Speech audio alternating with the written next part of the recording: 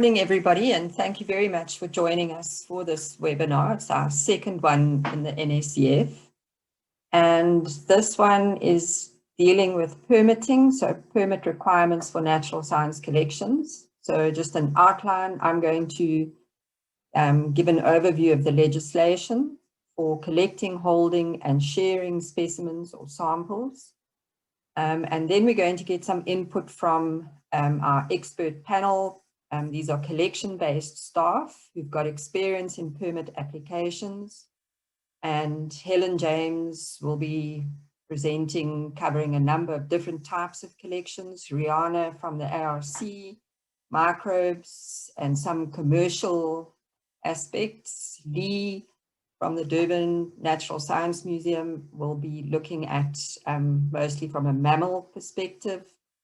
Then Christina from Buse Herbarium Plants, and Roger, I'm hoping Roger will join us, marine and aquatic organism permitting. And once they're finished, there'll be an opportunity for questions to the panel. I think that we need to recognize that we can't cover everything in this short webinar. It's a big topic and we can't resolve everything related to permits in one webinar. So this is just a first step in a process to improve compliance. Okay. So just some rules of engagement for the webinar. You can contribute in the chat box or in the question and answer box. Keep the contributions helpful and considerate of the host and other participants. So say hello in the chat box, let us know which institution you're from. And then you'll see at the bottom there is a Q&A box and you can add questions as we go through the presentation. The panelists will answer some of your questions live at the end of the presentation, so we'll wait right until the end and then we'll answer some of the questions. But we're unlikely to get through all of the questions, but it's good for us to just keep a record of them. We can follow up if necessary. All right, so that's our guidelines. And now I'll just kick off with my presentation. Just as some background, the permitting is related to international conventions, a lot of it. The CBD, the Convention on Biological Diversity, the Nagoya Protocol, and CITES. So there's an international context. Then nationally, there's legislation, that's the Biodiversity Act, and regulations under that, so threatened or protected species, biodiversity access and benefit sharing, and CITES regulations. So 3 lots of regulations under the Act. Then there's also a South African Heritage Resources Act, and that covers our specimens. And then in 2019, they published a notice that is relevant for export of specimens. There's also other legislation that has been around for a long time, but it's not always enforced. And that's the Animal Disease Control Act that has been around since 1984. And the National Forest Act. So those are national legislation. Then we've also got provincial nature conservation ordinances. So every province has got an ordinance or more than one. So just looking at this, you can see that it's a very complex environment. So there's a lot of different laws governing the work that we do in collections. So as part of the NSCF Curation and Collection Management Manual, I did a chapter on permitting, and I had to work through more than 2,000 pages of legislation. So that's how complicated this is. And part of the issue is that the collections, the natural science collections, are seen as biological or genetic resources by the Department of Environment, as heritage resources by under SARA, as scientific infrastructure under DSI, and then as hazardous materials under some other legislation, under the Animal Disease Control Act and some other. And all of these acts can relate to one single specimen. So it can fall under all of those different categories. And that makes this very, very complicated. Okay, the next slide, please. Okay, so just some warnings before I go any further. Sorry, that's a typo. So working through all of that legislation didn't help clarify things tremendously. So it's not always clear when it comes to research and collection work.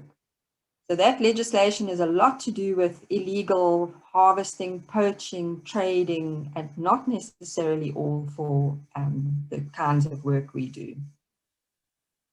Some of the clauses are contradictory, some are unclear, some are not feasible or reasonable for collections. So it's not like if you read it, you'll know what it says. I must also just warn that I'm not a legal expert. I'm like all of you, I'm a collection person. And what we're presenting here is really, what I'm presenting is my best interpretation of the law. And I did get input from Karen Bear, who's the permitting officer at Sanby, and from Lee, and from Ian on the permitting chapter. So at least they've had a look through what I've written and given input there.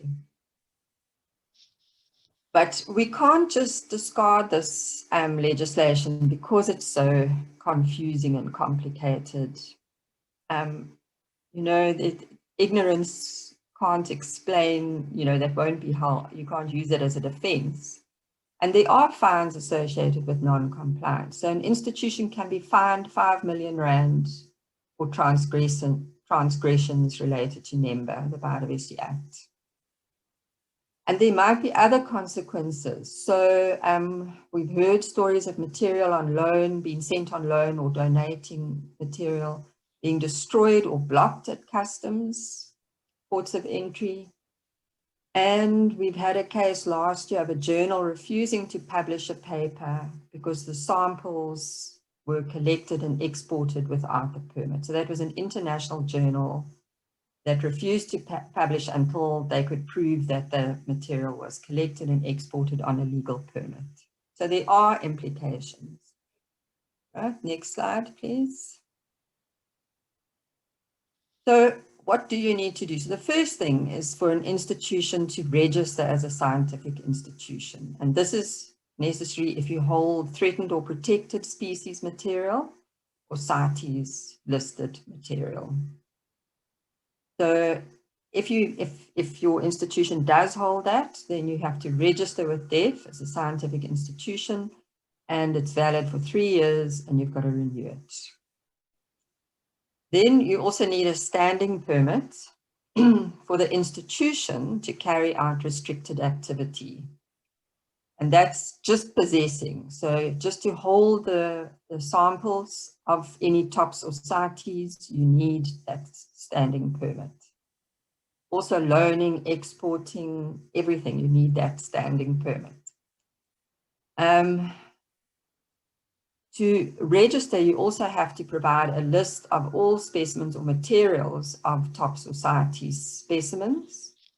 And so you submit that with the application, and then on an annual basis, you are expected to submit an update.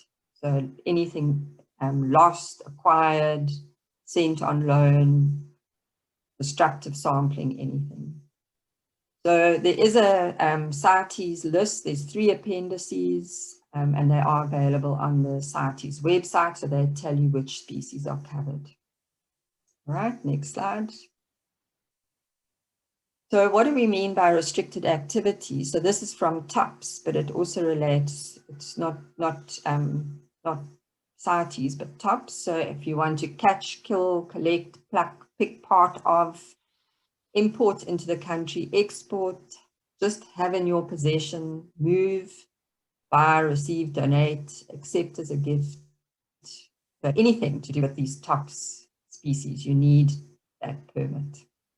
So the TOPS list, the list of species was published in 2007, and it's been quite a controversial list. And these are not red listed species, so it's not the same as the red list. These are species that are threatened by overharvesting, poaching, or sometimes they are ones that are controlled. So something like jackal can be on the TOPS list, not because there's too few of them, but because they have to control them. So don't get confused between the TOPS list and the red list. We're expecting the new TOPS list to be released very, very soon. All right, next slide.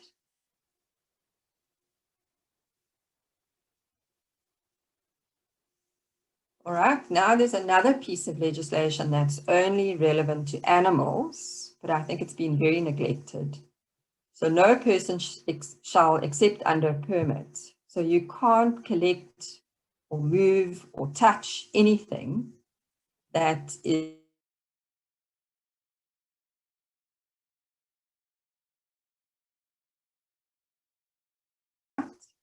or have in your possession, remove, transport from where it's normally found or kept, any controlled animal or thing. So it's a protozoan, bacteria, fungus, virus, parasite, or anything else that's capable of spreading an animal disease or parasite. And so we've engaged with the department. This falls under the Department of Agriculture, and we've had a meeting with them. And they see the animals as vertebrates, and then, of course, any vector, parasite, and microbe. So you can imagine that now with COVID, which could have originated from a bat, that they're going to be even more strict about the Animal Disease Control Act and zoonoses. So we're going to have to take this very seriously. Right, next slide. So Lee will be talking more about this, but it's not that you just need to get a permit if you're working with any of these things that fall under the Section 20. All laboratories where the samples may be used or prepared or processed must be evaluated by the Department of Agriculture. If you have tissues in a biobank, then they have to do an audit and register that biobank before they'll issue Section 20 permits to anyone collecting material for the biobank or supplying material from the biobank. So once you get to biobanks, they're very, very strict. COVID, there's one hypothesis that COVID-19 originated from a biobank. So they think the department believes that mammals, birds, reptiles, fish, and amphibians all fall under Section 20. Microbes, parasites, potential vectors of disease, so biting flies, fleas, ticks, lice, snails.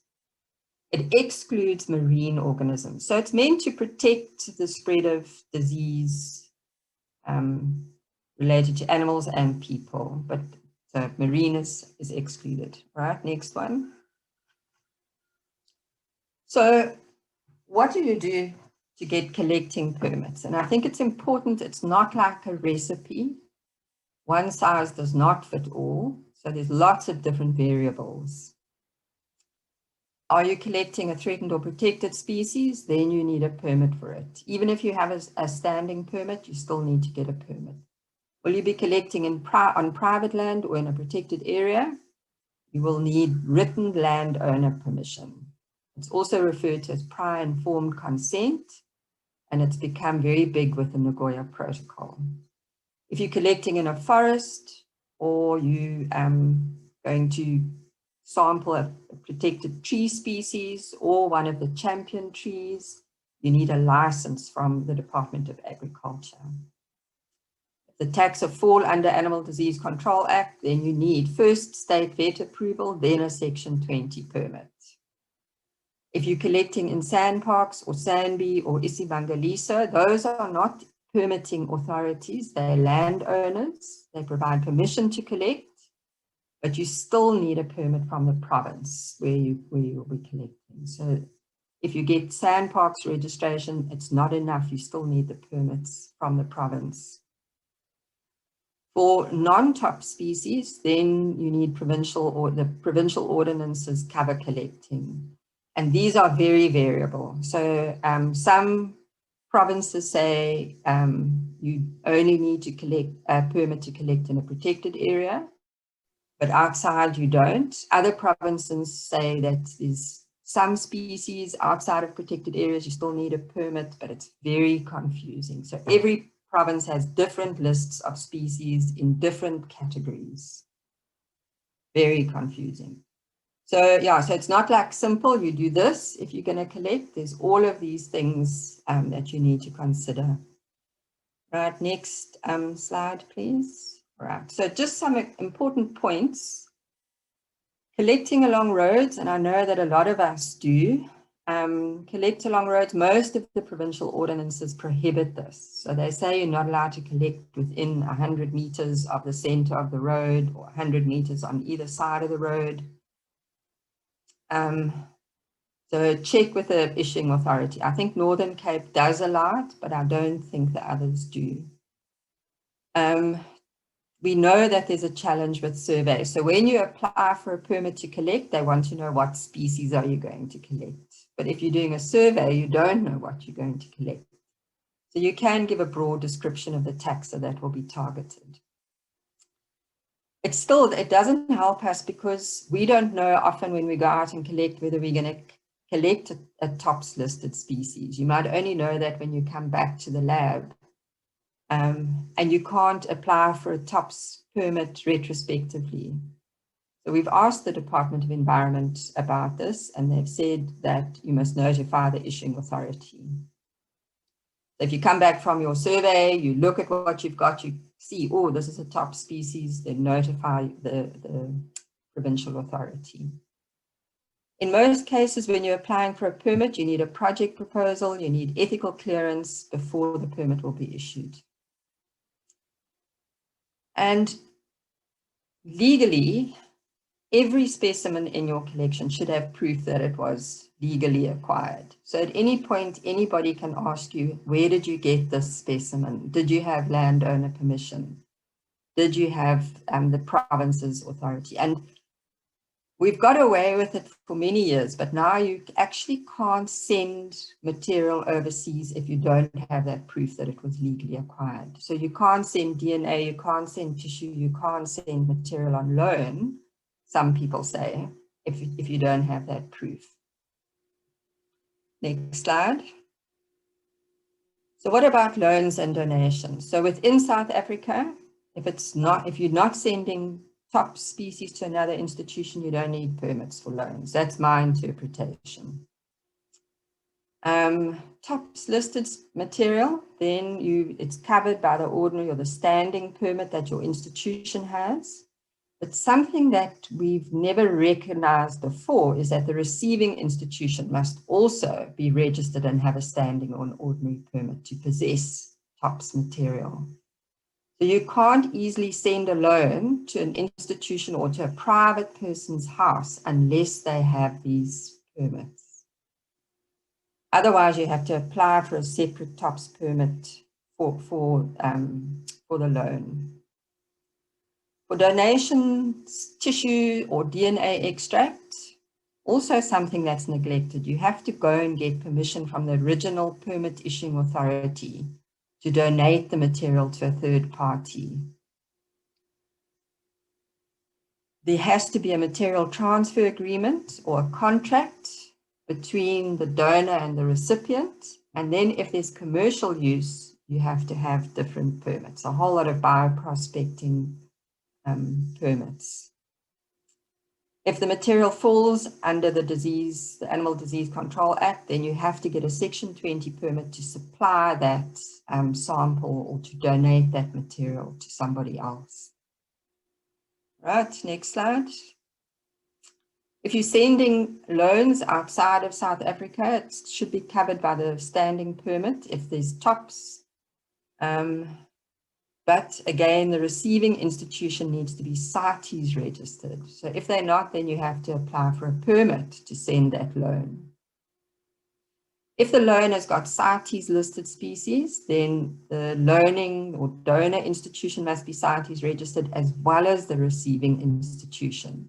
And then you should have CITES labels or stickers or permits that just accompany the material. So you don't have to apply for a specific permit for each loan.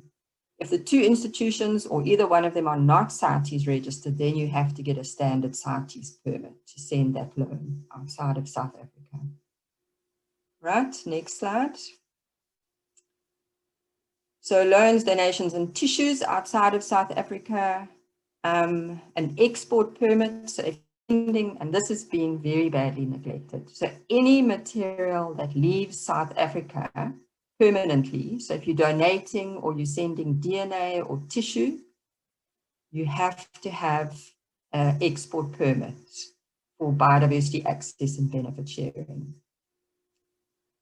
For any material, for research purposes. So you also need a material transfer agreement between your institution and the recipient, and you need a benefit sharing agreement. So that benefit sharing agreement doesn't have to be money. It can be co-authorship if you participate in the project. It can be acknowledgement in a paper. But there should be some benefit to South Africa if we send material overseas and people there publish and do research on it. If there's any potential that that material that you'll send overseas could be used for commercial purposes or research that leads to commercialization, there's a whole different set of permits that's required. Okay, so biodiversity access and benefit sharing, you have to get permits to send anything outside the country permanently. Then for SARA, for the heritage material, so we've tried to make this, they asked us for advice on which specimen should require a heritage permit to be sent out the country. And we've recommended to them, and they seemed happy. I don't know if it's been formalized yet, that it would be name-bearing types or material that is more than 100 years old. Then you have to get a permit from SARA. And then if you're going to send material, if you're donating material, again, you need permission from the original issuing authority. And then you might need the Section 20 permits if it falls under that. And you must also check with the recipient country regarding biosecurity clearance. So veterinary certificates, phytosanitary certificates. So just check more and more countries, and it's just going to get worse now with COVID. They are checking biosecurity. All right, next slide. If you're importing, so if you're getting material from outside the country, if it's veterinary, if it's animal materials, you should have a veterinary certificate, but you must check with the animal disease control people at agriculture. Dried plant material, you should have a phytosanitary certificate. And this is to prevent import of all kinds of pests and diseases. For CITES listed species, if both institutions, again, are registered, then it's simple with the labels. If they're not, then the exporting country has to get a CITES permit. You may need an import permit from the province into which the specimens are being imported, and they're going to ask you for proof of legal collection of the material. And I think we must respect the Nagoya Protocol with this. So if we're going into other countries and collecting there, we must make sure that we've respected the laws of those countries, the rights of those countries to benefit from their own biodiversity. So we must make sure that they're involved in projects, that they're involved in collecting, that they benefit somehow from the work we do there. All right, next slide. So also receiving a donation. If a student comes to you and says, I've collected all of this material, I want to put it in your institution, they have to provide those collecting permits before you can accept it. Otherwise, you don't have proof of legal collection. If it's an amazing collection and you really want it and there's no permits, then get advice from the Department of Environment Affairs. That's what I would suggest. That's what they suggested.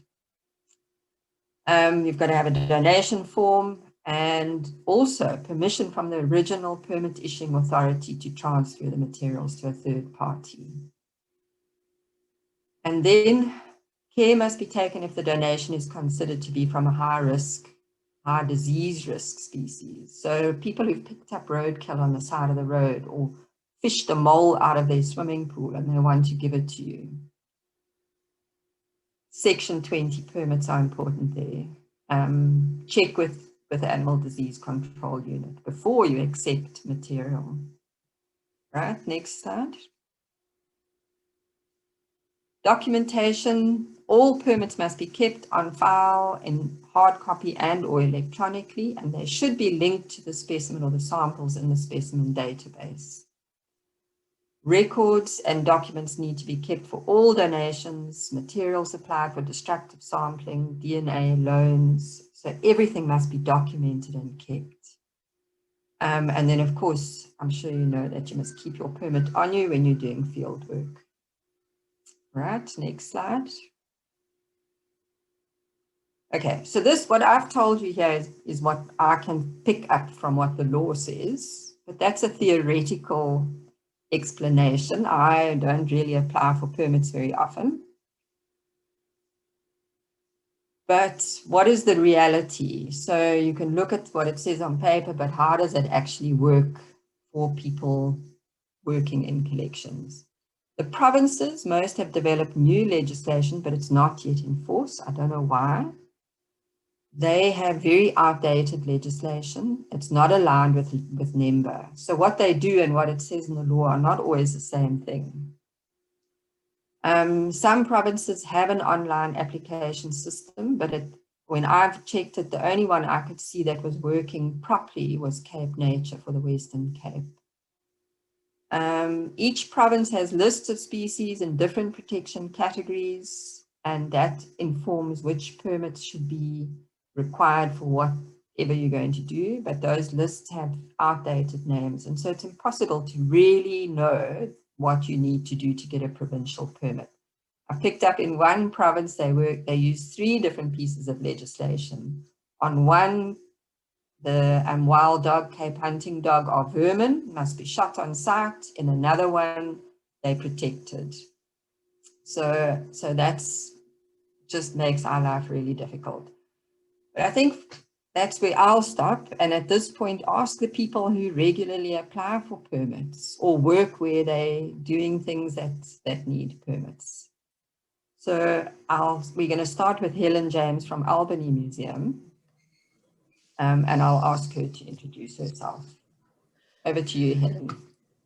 Good morning, everybody. As Michelle says, I'm Helen James, and I'm at the Albany Museum, which is in Grahamstown, which is now known as Makanda. Next slide. So this is an overview of the Albany Museum. We have 4 main collections: paleontological, freshwater invertebrates, terrestrial entomology and arachnology, and botany. So you can see that there are a number of different kinds of collections under one roof, and they have various permitting requirements. Next slide. Just a picture of some of the activities that we do. On the left, you can see Dr. Rose Previck, who oversees the Department of Paleontology, with some of her workers and students at a site, some of the amazing fossils that they're finding. At the bottom, you see Dr. Robert Guess, who's a postdoc, doing amazing work on Devonian fossils, which you can see one on the right. And then in the up, you see middle center, you see Musa Mhlambo, my colleague, and on the right, myself. And central below me is Alex Holland, who's also a postdoc, and we're doing work pretty much in freshwater bodies. Next slide. Then we have our herbarium with Dr. Pumlani Primi, who is a botanist, working mostly in the lab. And we have Tony Dold, who's seconded to us from Rhodes University, who does a lot of field work with various plants. And then in the entomology department, we have Dr. Terence Bellingham, who is working mostly on pollinating wasps and flies. So that gives an overview of our different collections. Next slide, please. So what is the aim of permitting? Well, I think we all realize pretty much why we need permits, basically to prevent exploitation of species, protect habitats, avoid abuse of resources of economic value. And in the last while, as Michelle has very comprehensively laid out, our legislation has been strongly influenced by international conventions and protocols, which has made life much more complex. Next slide, please. In the past, museums were given a blanket permit to collect in any part of the country, and these lasted for about 5 years, and life was very much easier. And specimen loans could be sent out at the discretion of the curators, and they could choose which museums, bona fide museums, could actually be suitable for housing paratypes. And so it was very easy then to actually achieve the goals of a museum. In 1994, we had our 9 provinces established. And so, as Michelle has pointed out, we have to have collecting permits for each of those, and each of those has different requirements. Continue, please. So, in the past, the curators were the authorities who made the informed decisions. And I think that is a very important thing to bear in mind, because as curators, we are expected to be the experts in our fields, and we are the ones that have to guide the authorities about whether or not something is actually correct and what the species are and so on. So it's a point I just want us to bear in mind. Next slide, please. So Michelle has already given a good overview of the different permitting requirements. I summarized what we understand from the perspective of our museum. So for living organisms, we have to have collecting permits from each authority, provincial authority, as well as from conservation authorities such as East Cape Parks or Cape Nature and so on. We need export permits from the province where material was collected and an import permit into our own province. We need permissions from landowners such as forestry, and we need ethical clearance in many cases these days too, even for invertebrates, if we're associated with Institute of Higher Learning. It's very, very wise to actually plan well in advance so we can get relevant authorities to join us on field trips. For sending loans, we found this has become very difficult now. We have been told that we have to have a permit for absolutely every loan. So the BABS permit, which is Bioprospecting Access and Benefit Sharing Export Permit, the country receiving the loan has got to have their own permit sent to us. In some instances, we may need phytosanitary clearance. And then if we are donating material, as Michelle has said, we need material transfer agreements. Michelle has given a much more comprehensive account of all the permits needed. I can see that we're actually still behind the times in our understanding of this, but this was pretty much the framework in which we've been operating. Next slide, please. Looking for guidance online, because as Michelle has pointed out, it's actually very complicated trying to know what to do. And I found this really useful little piece in the department's environment page. It says you will need an export permit if the material you intend to export does not come from an ex situ collection, such as a museum, herbarium, or genbank. Now, since most of us are ex situ museums, this is really confusing because this indicates that we don't need an export permit. I leave a question mark on this point. Next slide, please. Paleontological collections require different collections to the living collections. So they have to have an excavation and removal permit. And these are obtained from different places according to which province you're in. Some provinces have a provincial heritage resource agency, such as ECPRA in the Eastern Cape. Others fall under the South African Heritage Resource Agency, SARA.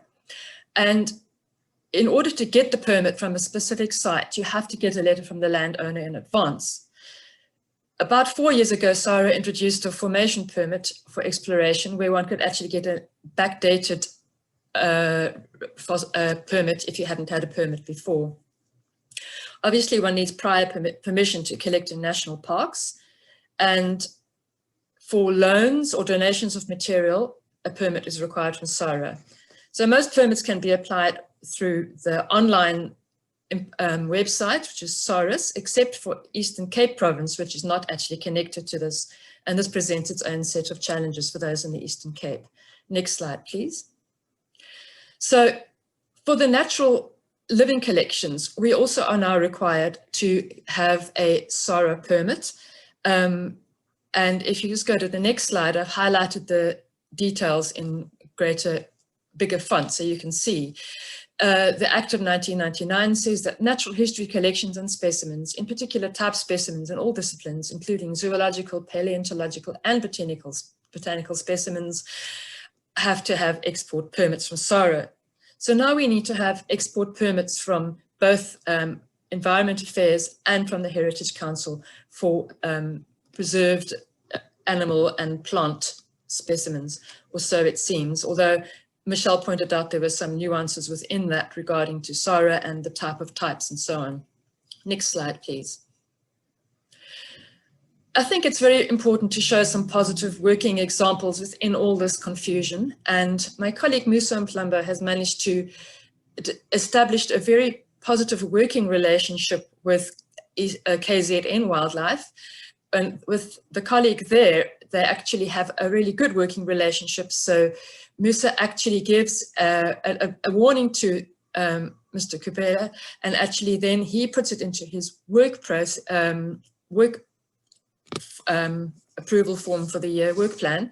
And then this becomes part of his work plan, so he can go into the field with them and become a co-author on the publications. This is very, very positive. We've also had wonderful relationships with SANParks, for example, in a number of different areas, and SANParks have also gone out with us and worked with us producing publications. We have had trouble with getting permits in the Eastern Cape for the last couple of years, but just before lockdown, we had a very positive meeting with the authorities, and we are trying to establish a similar relationship to the relationship with KZN Wildlife.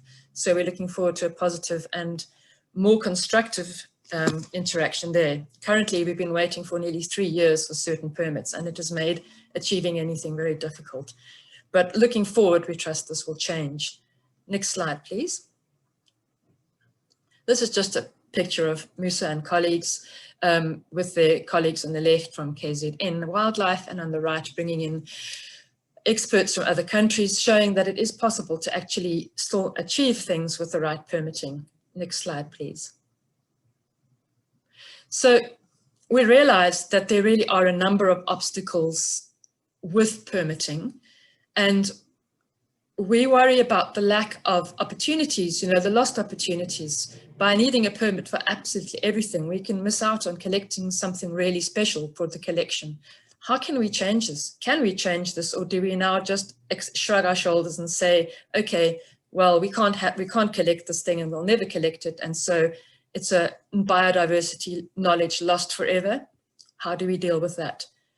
Another thing is that we're now doing red listing. So we're the experts doing the red listing, and in future, we might not get permission to actually collect those same specimens again based on things that we've red listed. How do we then check on whether they're there or not and how they are faring? It's a potential problem. And without the correct permits, we really struggle to perform our key functions. So while we really try to be compliant with all the permits required, it becomes almost impossible to actually know where we're coming and going and how to actually achieve this, and we find it very daunting. Next slide, please. So, as I said, we acknowledge the need for permitting, but we need to find a way to make it become more efficient. It's important for ongoing biodiversity studies that permitting becomes more streamlined. And it's not the need for permits that's the inherent problem, but the number of different permits. And in fact, the fact that so many of them don't even seem to agree. With the amount of time spent in this, we're starting to need a designated staff member to do this, or at least one centrally that can help us. And we thought that it could be wonderful if the NSCF and SANBI could help us with doing this somehow, but realizing from the limitations that even Michelle has posted this morning, possibly it's not really a realistic request at this point. But it was rather a wish list, a hope that we could get some help with this so that we can actually be compliant and achieve the goals we're trying to do as a museum. Next slide, please. Thank you. I'd like to just thank my colleagues who've contributed to this presentation. And that's it from me. All right, thanks very much, Helen. So we're going to move on to the next presenter, which is Rihanna from our. Want to go, Rihanna? Good morning. Can everybody hear me? Yes, that's fine. Great. Good morning. I'm Rihanna Jacobs from the ARC and the National Collection of Fungi. So our collection is divided into two. One falls under the NSCF, the dried herbarium, and it houses 63,000 specimens since 1905. So I'm going to give you some background on the legislation we deal with on an annual basis. It is firstly the registration of the Department of Energy for the weapons of mass destruction, as we house some fungi that can be used as weapons of mass destruction. We've also need to comply to the Department of Agriculture, Land Reform and Rural Development, previously known as DAF, for our lab registration and our phytosanitary import and export permits. We also adhere to the Budapest Treaty for the storage of commercial strains, as South Africa is a signatory to the Budapest Treaty, and we house strains that are currently used commercially in South Africa and internationally. And then we also adhere to the Department of Environment, Forestry and Fisheries, previously called DIA, for the NEMBA and the BAPS regulations. So that's only the departments in which we engage with on an annual basis. Could I have the next slide, please? Thank you. So some successes: we had very positive interaction with SARA regarding name-bearing X-type material that had to be sent to a collection in the Netherlands, and we had feedback within 24 hours, and they even requested a tour of the collection so I can understand what we do better. We also went through an interesting experience of bioprospecting and applying for the bioprospecting permits. Two such events. One has been successfully concluded after 12 years. 12 years from the strain being purchased by the company to the first royalties being paid out by the department. So the royalties are first paid to the department by the commercial company, and then it's paid over to the benefit stakeholders. We have also successfully incorporated PICs, or prior informed consent forms, in all our diagnostic services. So whenever a farmer brings in material to be examined, we are able to incorporate that material into the collections. However, we have not bridged the gap between the provincial sampling permit being granted for those privately owned land samples. Regarding the forestry companies in the country, we contacted SA Forestry in regards to sampling on privately owned forests, and they provided us with a collective agreement for all their members, so that whatever material are collected on their land are then allowed to be incorporated into the collection. Our interaction with sand parks have also been very positive, in that we obtain our sampling permits very quickly and effectively be able to sample. Some challenges is the lack of understanding from the local authorities and collectors. An example is a provincial government that could not provide a sampling permit for mushrooms because mushrooms weren't on their list of material to be collected, and then the collectors just not adhering to requirements of having valid sampling permits or PICs. The sampling permits on provincial level has been and still is a challenge in the time delay. Some of them have taken up to a year just to be granted a sampling permit for my own research, and then I had to explain why somebody outside the borders of that province would like to sample in that province. Our import and export permits from a phytosanitary perspective is also quite slow, but we do obtain them sufficient time to at least get the work done. And then samples deposited after years of research without sampling permits available for those samples, and the challenge of having that enormous amount of work being done, the scientific value of those samples, and then not having the legal documentation. But I'm glad to hear from Michelle's talk that we can actually now direct that request to the department itself. Another challenge that I didn't list here is that we have tried to register for CITES for almost 5 to 6 years, and we've been unsuccessful. Even after direct meetings with the department, we still don't have a CITES registration for our collection. And then something that the end users actually request is a template for the PICs. What is required to be on a PIC when they ask the private landowner to sign, and then the landowners requesting the lawyers to examine these PICs before they sign them for any legal implications. In a nutshell, that is what our experience has been at the National Collection of Fungi, and mixed successes and challenges. Thank you. Okay, thanks very much, Rihanna. All right, now we're going to move on to Lee Richards from the Durban Museum. Do you want to go, Lee? Yes, good morning all, and thanks to Michelle and the NSCF Hub team for the opportunity to present. So I am talking from my own viewpoint as the curator of mammals. At the Durban Natural Science Museum, we have 3 main research departments, but the content that I will cover only relates to my experiences in dealing with permits, licenses, and authorization with regards to my department. So this is just a list of some of the permitting documentation that we deal with in the department, but I'll only be covering those that are highlighted in black bold letters. And again, as Michelle said, we are not the definitive authority on these rules and regulations. We are just merely here to share our experiences. We always advocate that before applying for anything, you actually gain clarity yourself so that you know that you are abiding by the necessary rules, regulations, and ensuring compliance. Advance, please. So with regards, I saw one of the comments coming up with regards to KZN provincial permits. This is something that I mostly deal with, being obviously based in KZN. And I'm speaking specifically from the viewpoint of specimen collection as it relates to the institution, and maybe not so much as an individual researcher. Obviously, we know ethics and so forth applies.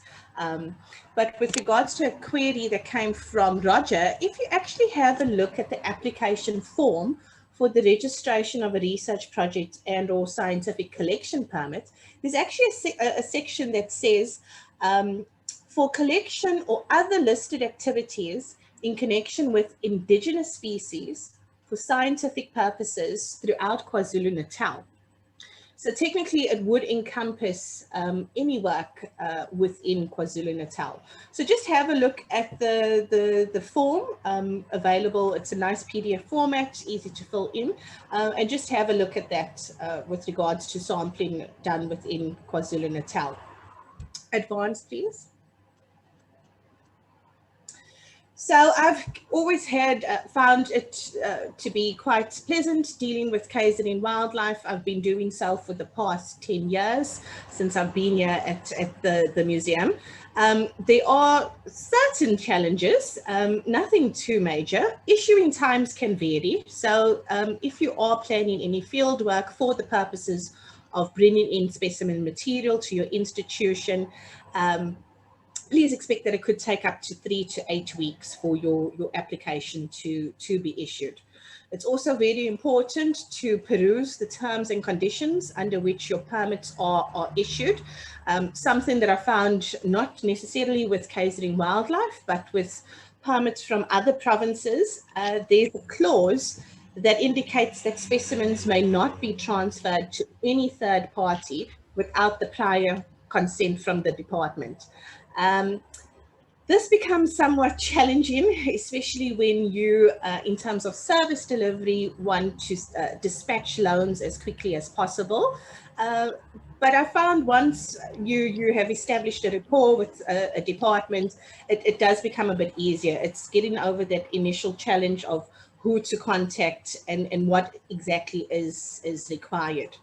And then, as Michelle mentioned, with regards to work in KZN, with respects to collecting specimens to grow your collection, Isimangaliso Wetland Park, there is a separate approval authorization system, and this is in addition to your usual KZN wildlife permit. Advance, please. And then something that is, I've been doing a lot more work within the state forests. Again, it's a separate, so the state forests are under the former Department of Agriculture, Forestry and Fisheries, now DEF. So you would need to apply to the respective state forest district manager. My main hurdle there was to actually find the contact information for the people who I would need to contact in terms of applying for a license to actually work in the state forests. Also, you find that the forests that are listed under different districts, sometimes the application forms themselves are different. So it's not a standard application form. So always best to first make contact with the person who will be handling your application and issuing the license in order to know that you have completed the correct application form. A lot of time can be spent actually filling out a form only to find out later that it's the incorrect format. Advance, please. And then with regards to Section 20, I am new to this, just only having recently applied for Section 20 approval. As Michelle said, it's all tied into the Animal Disease Act of 1984. It is quite a lengthy application form to complete, and there are a lot of important items to consider with regards to this. Advance, please.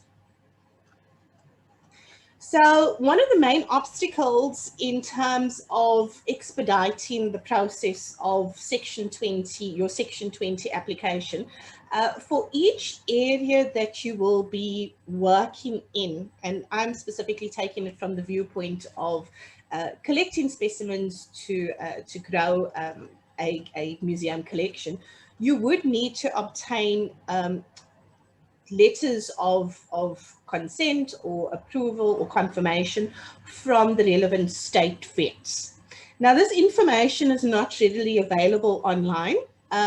This, in fact, for me, working in 5 different districts, took a total of 1 month to actually obtain all the necessary letters.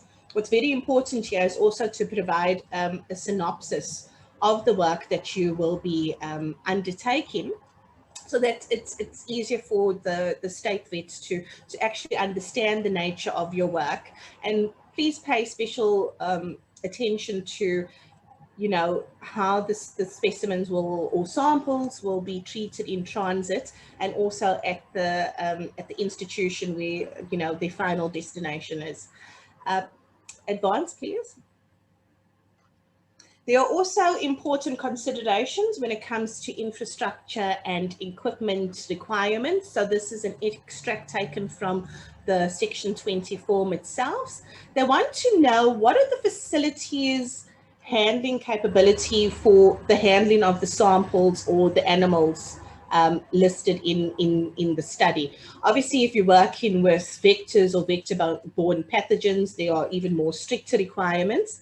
And then they also want you to go into detail as to describe the containment of the material. So the containment of your specimens, your specimen derivatives, your genetic derivatives, etc. How will they be transported? How will they be processed? What are the storage facility capabilities? What is the access control, you know, standard operating procedures, etc. So all relating to access and security. As Michelle also mentioned, there are additional requirements for institutions with biobanks. And in this sense, we're talking about biobanks with frozen live material. So material that isn't in any fixative or preservative liquid, even stuff like DNA shield that inactivates most pathogens, etc. So it seems from my understanding, and please, again, I could be wrong, this is my interpretation, it seems to be mostly towards cultures and frozen live material. Advance, please. And also they require details around how you will dispose of material and or animals or their derivatives upon completion of the study or the processing of these animals or their derivatives. Something that was new to me that I wasn't aware of until recently is that there is actually a Department of Environmental Affairs central registry for companies, validated, approved companies by DEA, who are able to undertake, who are registered with the department, who are able to actually dispose of these materials. I've provided the website details at the bottom of the screen on the left-hand side. So please also make sure, if you are outsourcing these services to external service providers for waste disposal, try as far as possible to ensure that they are DEA registered. Advance, please. Another thing that we deal with a lot is movement of incoming specimens across provinces. We're very fortunate that a lot of provinces have actually selected our institution as the repository for their material. So this is something that we do deal with on a somewhat regular basis. Again, some issues that you might want to note going forward. Advance, please.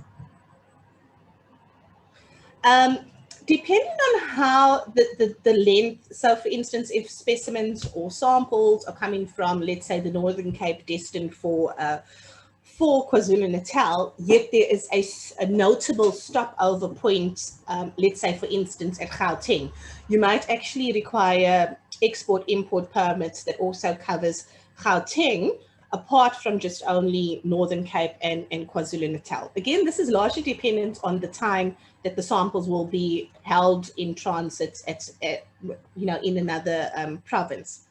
And then we found that often you'll receive an export permit, yet there is a 3 to 8 week waiting period to get the import permit. And some issuing authorities, in terms of the export permits, only allow you 1 month. So be prepared that you might need to reapply again for an export permit.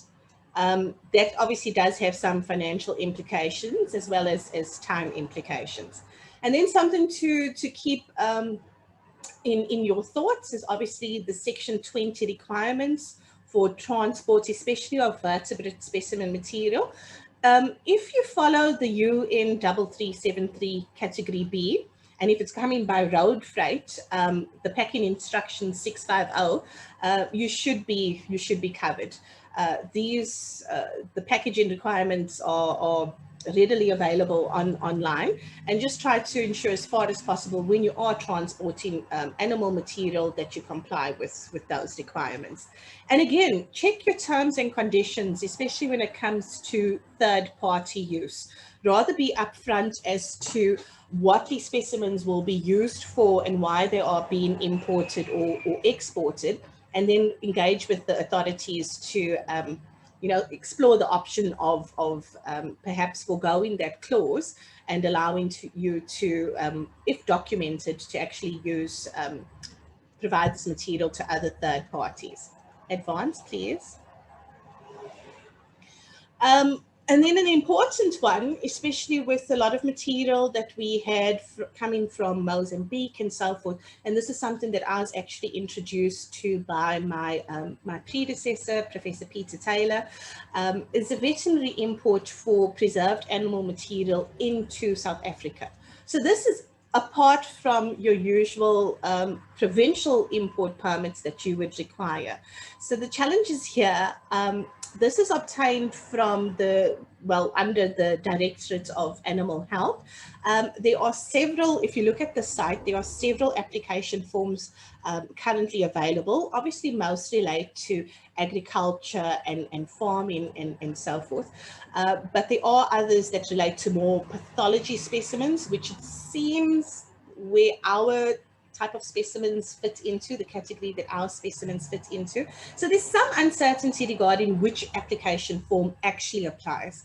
Again, it's always beneficial to contact the Animal Health Directorate directly and seek their confirmation and ask for them to forward you the relevant forms.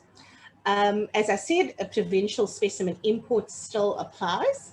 And then please note, in terms of section 20, the genetic derivatives that are in alcohol seem to be treated differently to the physical specimens that, in terms of meeting with section 20 compliance, as long as they've been treated for 10 to 14 days in formalin and are shipped in formalin, that doesn't seem to pose too much of a risk in terms of the Animal Disease Act. However, special permission is needed for genetic material. As I said, section 20 requirements for the transport of this material applies. Please make sure that your specimens and samples are adequately packaged. And again, something that we found, due to the using formalin, which actually is a standard museological specimen preparation method, certain courier companies actually then, over and above your UN 3373 and packing instruction 650, they actually want to have the items packaged themselves by a hazardous packaging company. This, of course, comes at an extra cost over and above the courier fees. So something just to take note of and bear in mind. And again, there are very stringent terms and conditions linked with these veterinary import permits. Advance, please. I've just highlighted a small snippet of the various conditions. So one important point is that the specimen material must come through OR Tambo International Airport and as manifest cargo. So the department wants to confirmation that there is a waybill associated with this, and the items haven't been brought in on your person into the country. This does become difficult, especially if you're working with colleagues in remote countries or where there simply isn't a courier company readily available to assist with transporting these items.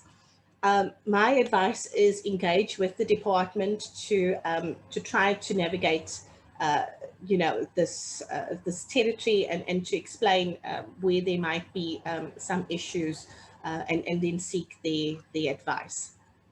And then very interesting, number 7, they ask for the incineration of the specimens on completion of the study. Obviously, our specimens are held for eternity and for any future, present and future use. And I always try to include a cover letter with my veterinary import application so that it's clearly spelled out as to what the purpose is for bringing in this material and that they will be catalogued specimens as part of the museum collection. Where the incineration does become pertinent is any bio-waste that then would be produced during your processing of these specimens to actually make them catalogued museum specimens. Advance, please, and I think that's actually my last slide. Thank you. All right, thanks very much, Lee. Yeah, it's quite terrifying. Anyway, let's move on to Roger's presentation, and hopefully he'll give us some insights into the marine and freshwater permitting environment. Thanks, Roger. You can start. Thanks everybody. Okay, so I've restricted myself very specifically to the process of sending out a loan. Before I go on that though, I mean, as far as getting the permits are concerned and getting ethical clearance, we rely on the scientists who are providing us with that material to actually go through that process, and that generally is not a collections staff task. So we're accepting material back from scientists who then have hopefully got all of that in place. In some instances, we receive material from consultants who've been to various parts of Africa, who may or may not have got permits. And obviously in the past, we've accepted those materials reluctantly, but I'm guessing that now we should be just sending those back if they don't have permits, particularly if they're from outside of South Africa. Can we go to the next slide, please? All right, so generally we receive loan requests in a variety of ways, into a variety of people. We normally channel this through into our collection manager, and then he processes it through our standard operating procedure, sending it off to curators and so on. In this process, typically, it's a bit of a negotiation. Very often, or often the materials that they exactly want aren't specified, or we may not have them. Maybe they're out on loan, or we can't find them. And so we negotiate alternatives. If they ask for very large specimens, we tend not to send those out. If they ask for a very large amount of material, we might send them off in batches. And await a return of one batch before we send off another, or we may say, just come and visit us. There's too much to send. So there is a bit of a negotiation process, and generally that does work, but it can take quite a while to sort that out. Once we've got to an agreement on what we are going to send them, we then typically ask them for, not typically, we always ask for a material transfer agreement then to be filled out, which includes a motivation. Next slide, please. Which includes a motivation on what the scientist wants to do, and we then send this material transfer agreement out with the motivation to our curators, who then will approve or not approve the loan request. Very, very rare is it for us to not approve a loan request. So next slide, please.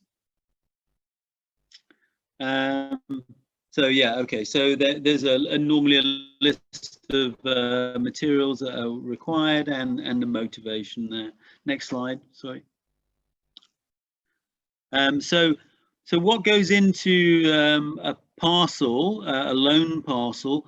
We'll obviously package up all the individual specimens that have been requested, and then the documentation, we always send out the IATA regulations, the I don't know what that stands for, International Air Travel Association, maybe. These are the regulations stipulating how specimens should be packaged. If you've got specimens either in formalin or propanol or ethanol, as long as there's very, very small quantities of those fluids in the specimens, and they're properly packaged in muslin cloth and multiply bagged in sealed plastic bags, then this is acceptable. So that's how we follow the procedures, and we include the IATA regulations in the parcel. Next slide, please.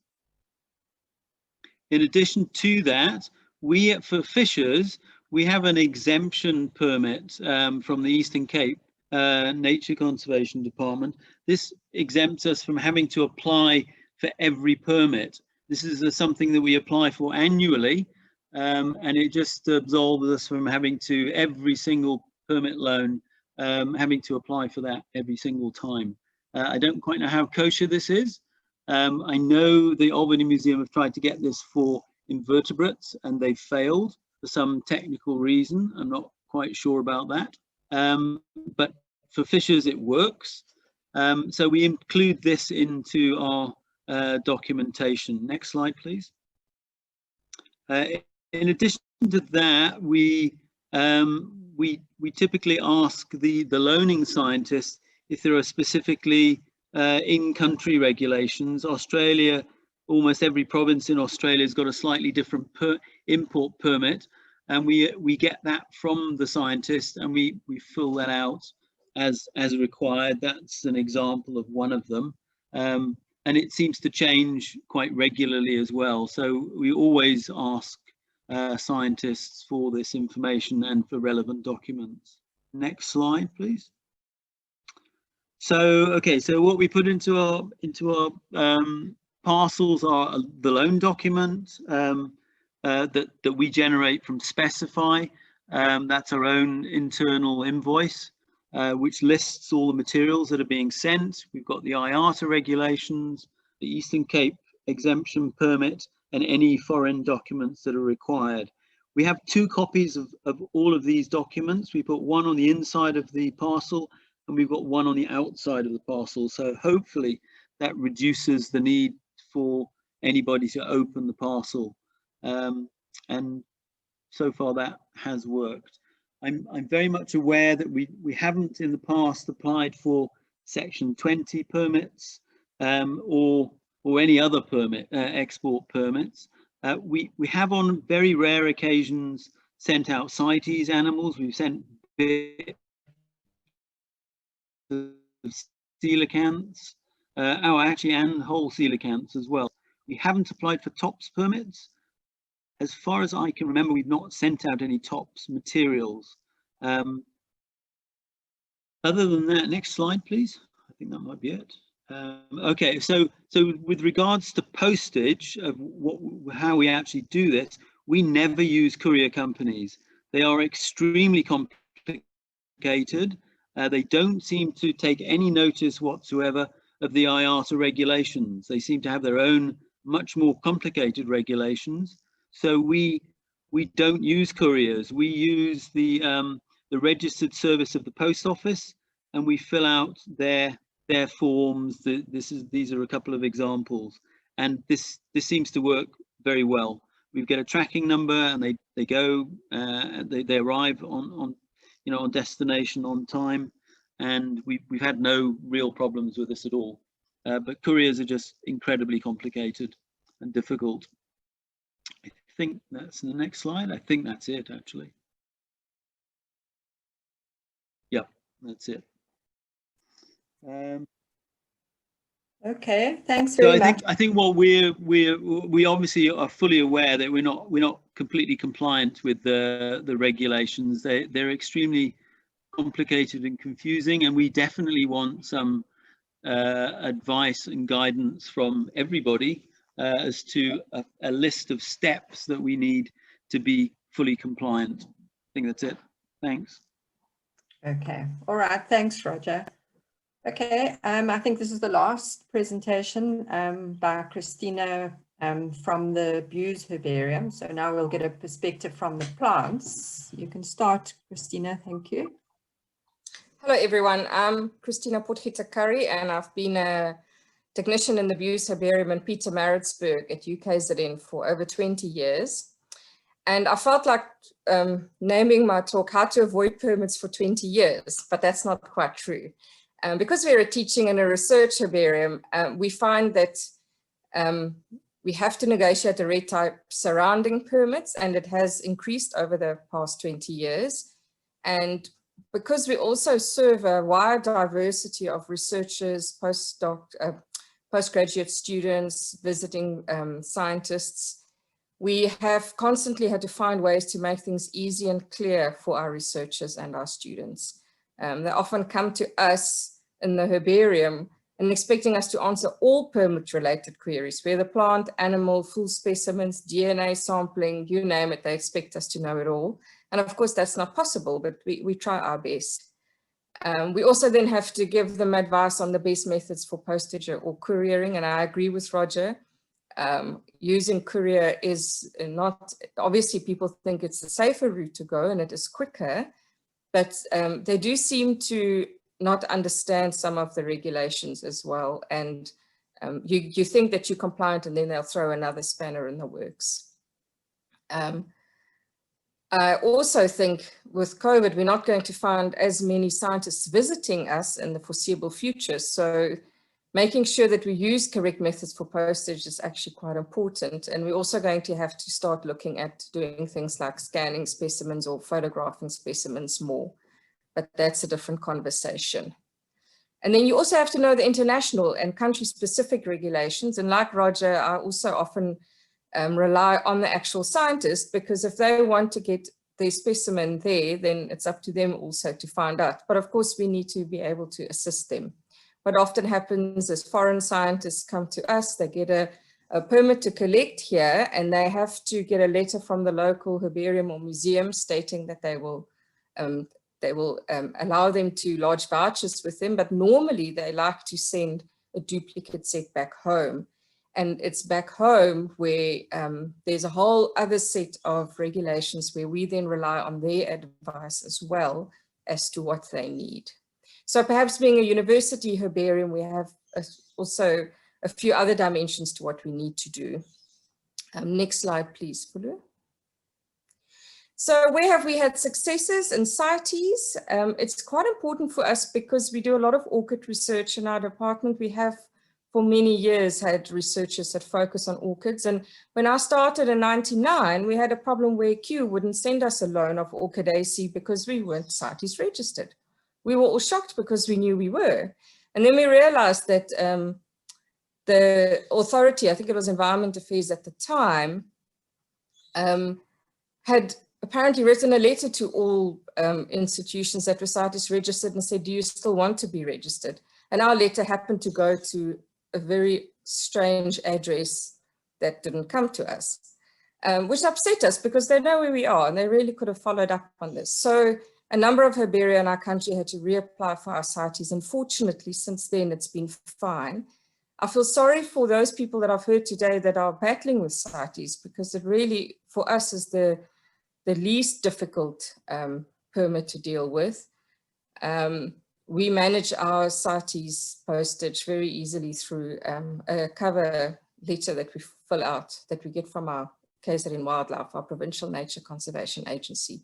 And just to say, I saw in the Q&A earlier, someone's also asked, how do you apply? So perhaps Rihanna can assist with that query later. With TOPS, we've also had success, mostly because we had a school manager at the time that actually was a biologist and understood, she had a master's in zoology, and she understood what we meant by collections and the importance of collections. Nowadays, some school managers are more administrative and they don't always understand what we need. And once you have your TOPS, then it's actually fairly easy to keep it going. We were promised at the beginning that herbaria and museums should have a 50-year standing permit, but in reality, it seems that every 3 years they want us to reapply. But it's not difficult, because if your collection of TOPS specimens is actually data-based, you just send them an update. What a standing TOPS permit then means for your institution is that your researchers can apply for individual research projects that involve TOPS species with a lot more ease, because your institution has been registered. So I would encourage everyone to make sure that they are TOPS compliant. We did a few years ago actually have a visit from the officials, and they actually came and had a look at our specimens to check that everything was in order. But this is not a difficult permit to get. In recent times, we've had to also deal with import-export permits more for pressed plant specimens. It did take us a long time. So, and this was something that we only heard the week before, oh, we've got to organize. And it sat at customs for quite some time, and there are time limits there as well. So I'd encourage you, if you do need to do these permits, that you do them timeously. You need a phytosanitary permit and or an agreement to waive it. If the official that you're dealing with actually understands what a herbarium specimen is, a dried plant specimen, they might agree to waive that. To get these permits, of course, original collecting permits are essential, and material transfer agreements as well. Next slide, please, Fulu. So what if we had some of our challenges? KZN Wildlife again, our provincial collecting permit. Historically, there was a legacy, I'd say probably about 15 years ago, of personality clashes, people not being happy that the reporting we had to do for our permits was so onerous. There were delays with the issue. And I'm happy to say that the personality issues have been solved. I think the reporting's under control once again, because we digitize our collections now, all of these issues become a lot easier. I do hear though from my colleagues that delays with issue is still a problem. Initially, people also wanted to always include their student research under our blanket permits that we might have had for our herbarium at the time. And we now don't have a blanket permit anymore. In fact, we have very little funding or time to go out and collect exclusively for the collection. We rely on researchers and others to deposit with us, which is not ideal. And I think this is also a historical thing where maintaining that sort of blanket permit has become so difficult that people just give up on it.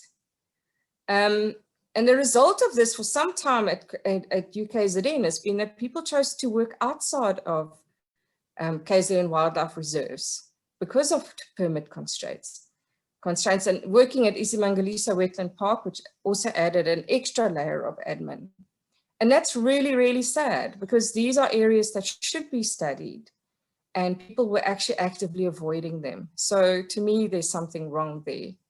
So currently, late last year, UKZN had talks again with Ezemvelo and about resurrecting an old memorandum of understanding between our university and the permitting agency and trying to at least streamline the process.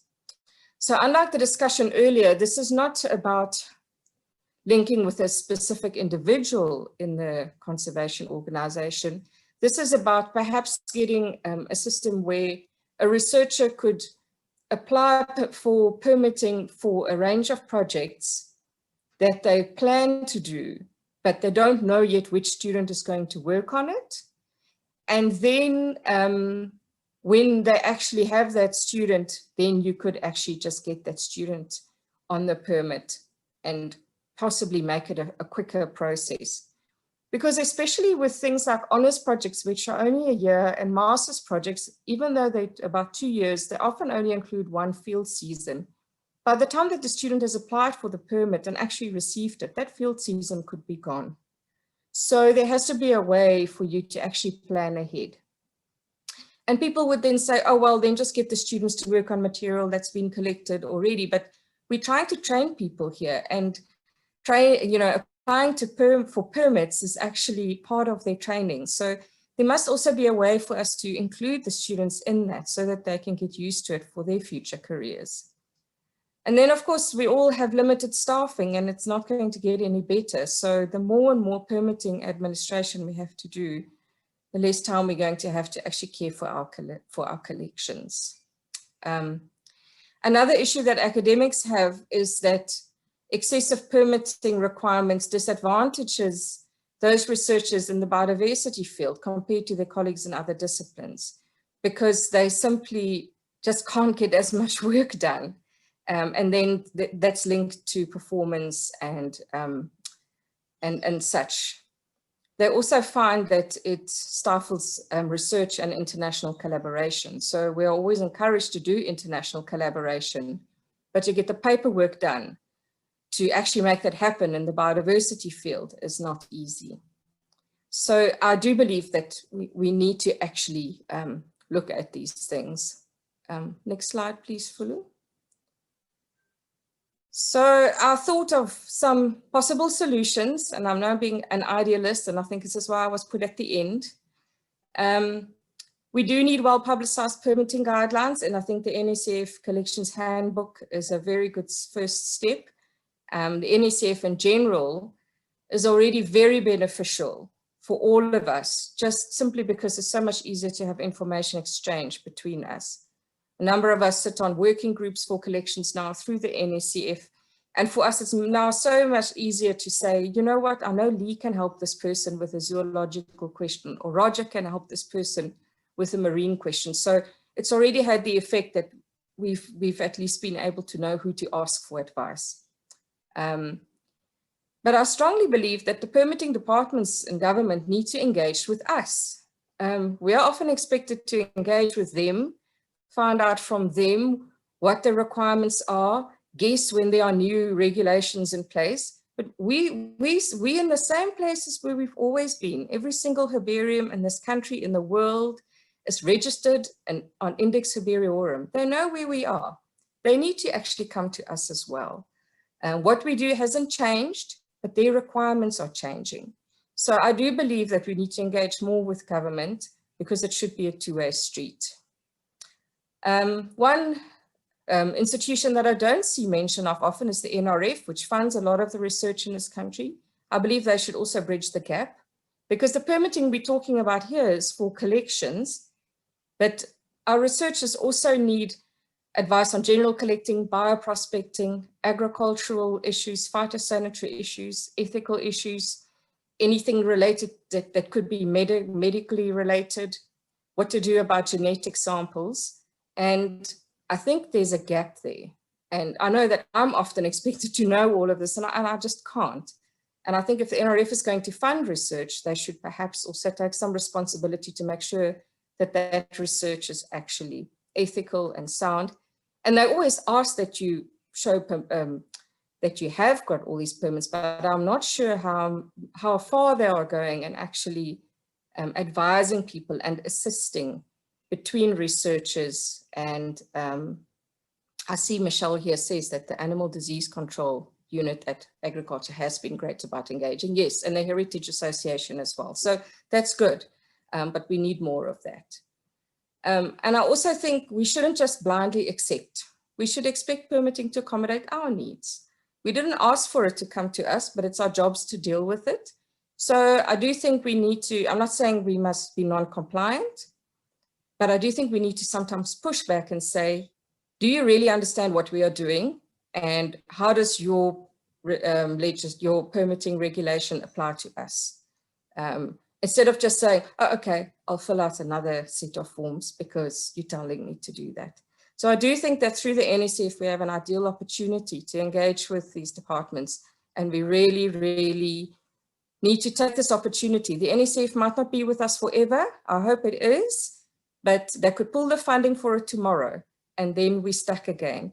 So we need to get these, we need to get engaged with them and actually sort these things out for everyone.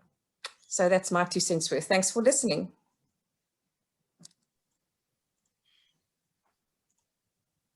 Okay, thanks very much, Christina, for that. So I think that you'll all have seen that this is a very complex area of the work that we do. It's not easy, it's not simple. And we've had quite a lot of different perspectives and inputs, and it certainly isn't the same for everybody. There's even sort of inconsistency in how different institutions are treated by the same permit issuing authority. So it is very complicated. We have had some questions in the question and answer box. Everyone should be able to see that. So how do we go about CITES registration? So that's from Isabel at the ARC. And Rihanna has said that they've been really struggling with getting that registration. I can't answer that question. I think that the way forward is for someone like Karen Bear, who's the permitting officer at SANBI, to also give some assistance there. I know she has tried. And then Alpheus Motapa he's from SANBI, and he's said we've got all of these things that we have to do, and surely we need something to help us. Any ideas on speeding up the processes of permits and total compliance? So one of the challenges, and we have been asked this before, can't the NACF get permits for us?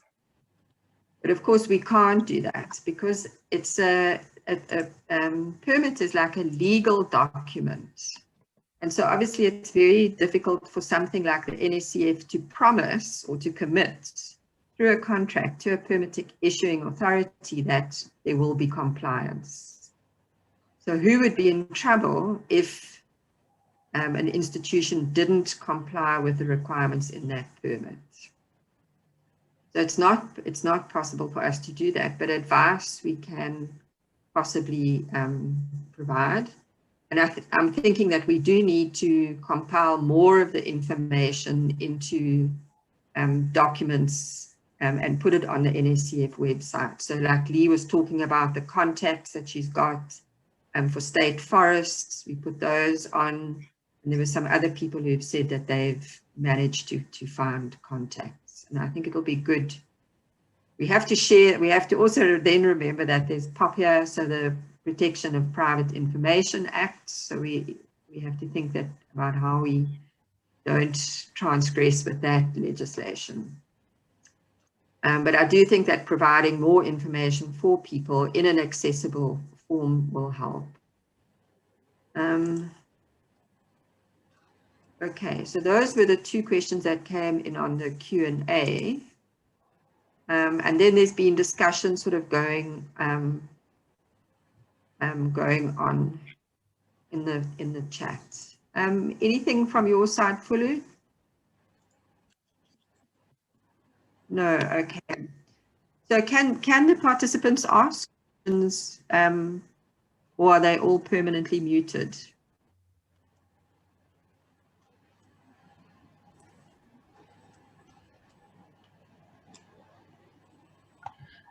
So before that, there are two questions that came into the chat. We can check those. Okay, so yeah, so Liesel from the National Museum, so she said the NSCF provided us with a list of contact details for the permitting authorities. It was helpful, but it changes, and I think that's a big thing that Karen has experienced, is that there's often turnover in staff, and people get moved around, they leave, new people come.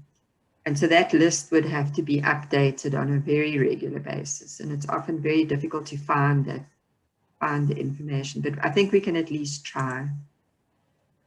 I'm just seeing what other questions there are in the chat that we haven't answered. So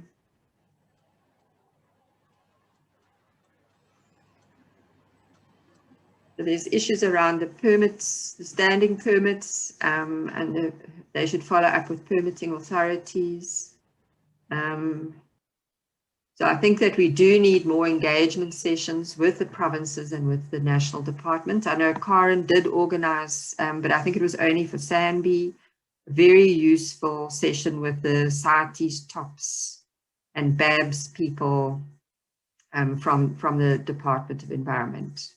And I think we may need another session like that. But it's very difficult for them to change the law. So if the law says you have to do this, and we say it's a problem for us, then they don't say that's okay. The law remains the law until they can change it in some way. And changing laws is not a simple thing. So that's where we are stuck. I just wanted to come to Helen's point about the Nagoya and the biodiversity and access benefit sharing, and that point that she put up, where it said that you don't need a permit for research to export material.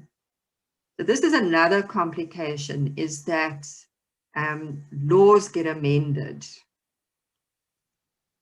And that may be, so there was originally the biodiversity access and benefit sharing regulations that were published in about, I can't remember, 2008 or so. They were radically amended in 2015.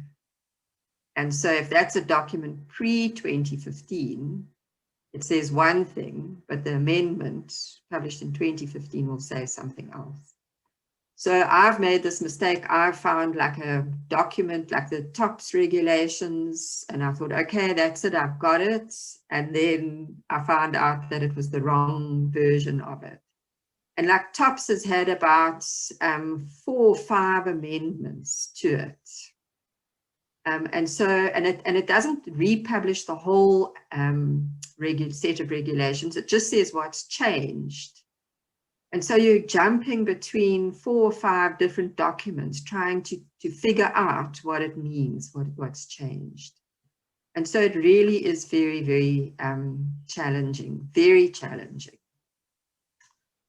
All right, so I just want to see if there's anything else that I've missed that's come through on the chat. There's been some very interesting discussion about the Section 20s, about the CITES, and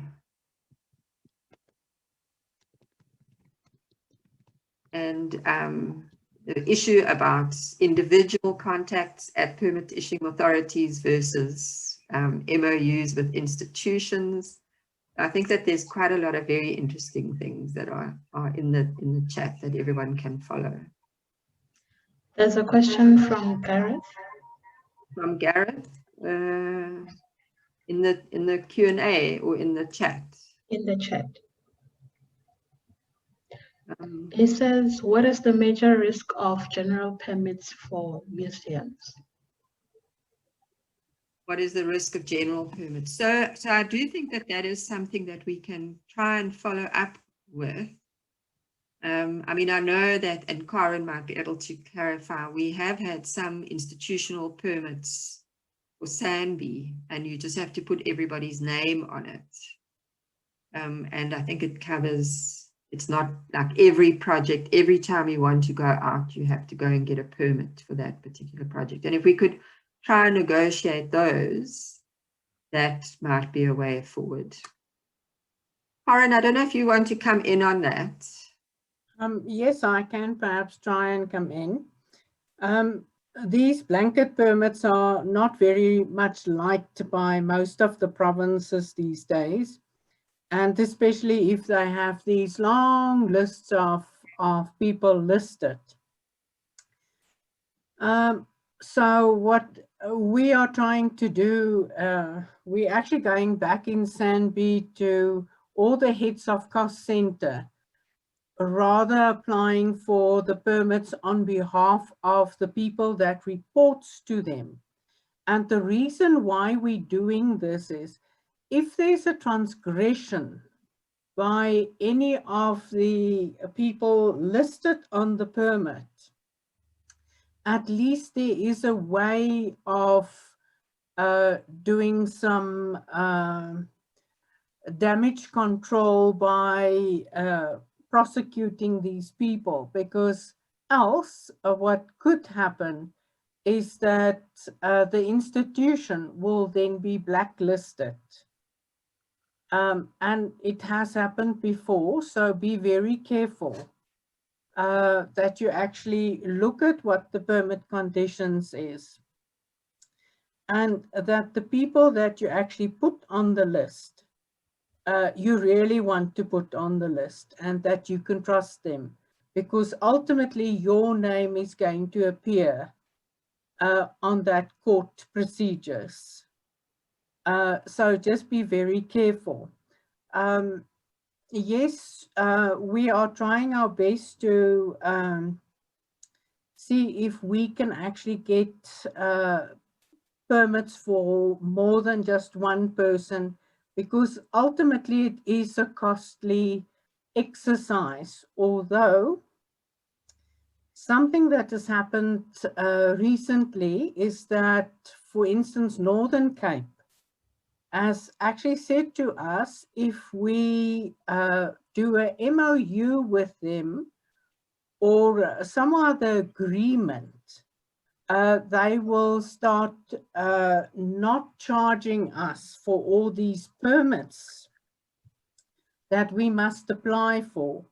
So it is something that institutions can take up with the different permitting issuing authorities. Some of them are willing to do that. For instance, SANBI is not charged for anything by Cape Nature, which is wonderful, but we supply them with all the information. That's the agreement. So you can actually have agreements with the different issuing authorities. Does that help? Yeah, that's a great help. Thanks, Karen. Yeah, so I think it is a way to go, but you have to obviously be quite careful about people being accountable if they're on there, and managing that relationship. And I think that yeah, if we can promote relationships with the conservation authorities and giving them data and showing them the value of the work that's being done by the collection institutions, then there's a better chance of having cooperation with permitting. Yeah, Michelle, it is one thing, you must build relationships with the different people. If you don't, it is like hitting a brick wall. But yeah, no, definitely you must build relations with people. Yeah, that's what Helen was suggesting. Okay, so I'm aware that we've actually run quite late, but as I said at the beginning, this is a very big issue. And Fulu has just suggested that if there's any other questions, you can post them on our social media, on the NSCF social media platforms.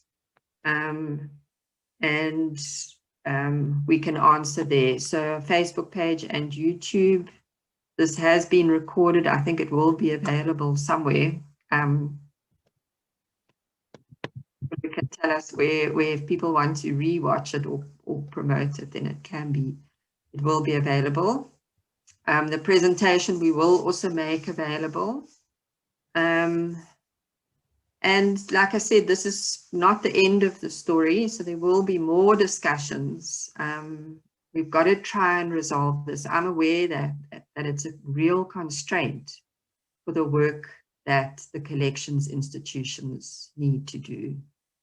And so we've got to just keep trying to find ways of improving it and engaging with the authorities to try and improve the relationship. All right, so anything else from any of the panel members before we close? No? Okay, so then just to end, I'd like to thank Fulu and Chanel for setting up the webinar and for doing all the registration. I'd like to thank all of you who participated and listened and posted chat. It was great to have engagement like that. And then, of course, thanks to the other panel members for their time that they've put into putting together presentations and thinking about this and presenting at this webinar. So thank you very much, everybody. And yeah, there'll be more engagement.